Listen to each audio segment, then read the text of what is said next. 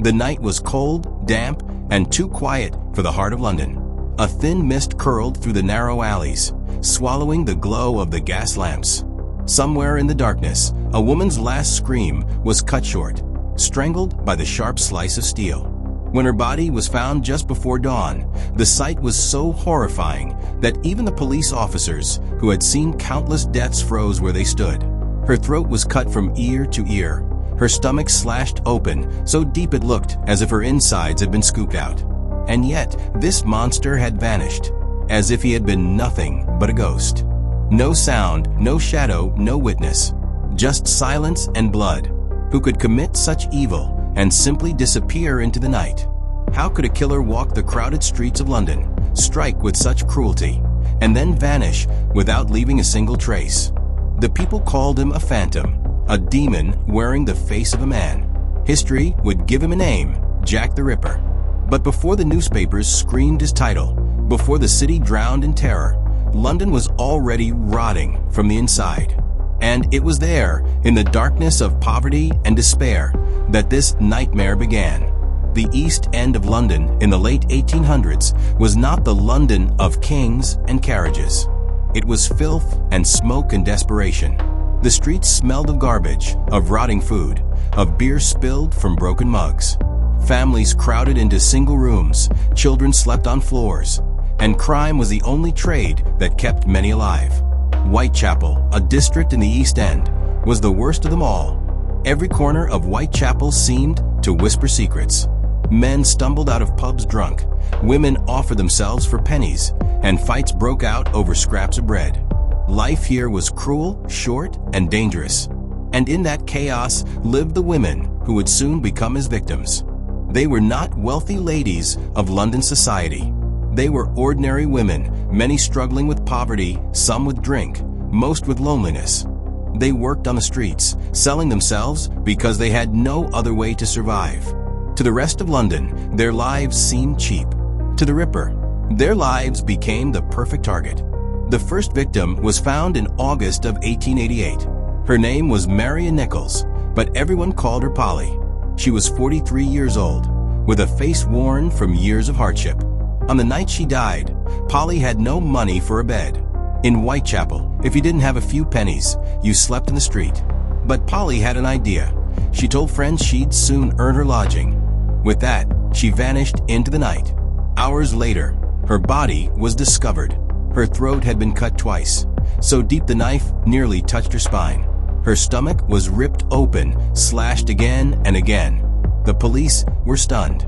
Violence this brutal wasn't common, even in Whitechapel.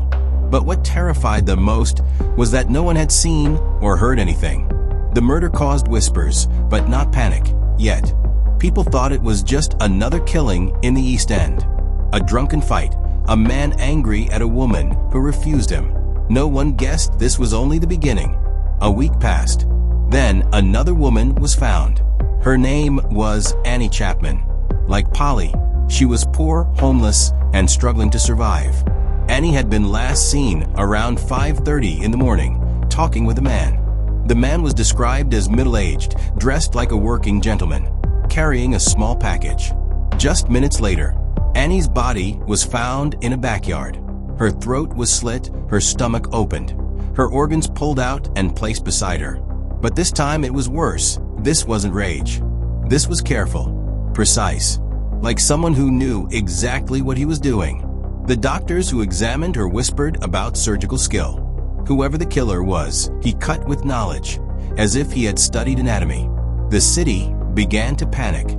2 women dead, murdered in the same way. The newspapers smelled a story. Soon, the Whitechapel murders filled every headline. And the killer? He was no longer just a criminal. He was a monster walking among them. By now, the fear in Whitechapel had become almost unbearable. Women looked over their shoulders at every shadow. Men stayed armed, suspicious of strangers. But the killer, bold and silent, was not finished. On September 30th, 2 bodies were found in a single night. The first was Elizabeth Stride, her throat cut, but her body left mostly untouched, as if the killer had been interrupted. Less than an hour later, Catherine Eddowes was discovered. her body ripped apart with a savagery that no one could believe a human capable of. The newspapers exploded. For women dead, 2 in one night. The name Jack the Ripper appeared for the first time in a letter sent to the police, mocking them, signed with that chilling name. Whether the letter was truly from him or not, the name stuck, and London would never forget it. By October, the Ripper was the most feared figure in the world. Journalists from America and Europe rushed to London. The people demanded answers. The police searched day and night.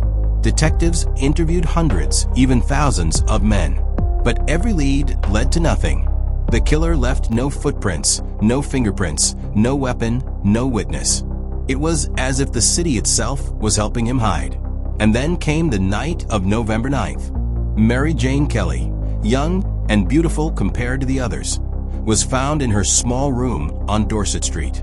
What had been done to her body was so horrific that even hardened police officers turned away in shock.